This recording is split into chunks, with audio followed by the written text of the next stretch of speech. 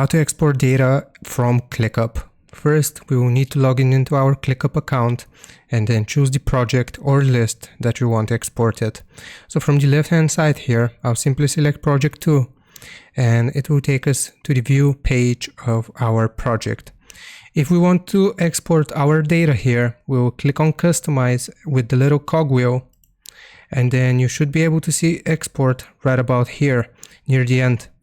Click on export and you can select what to export. We can do only visible columns, task names only, or all columns. We can also choose the file format, so it can be CSV or Excel format, as well as the date format and the time format.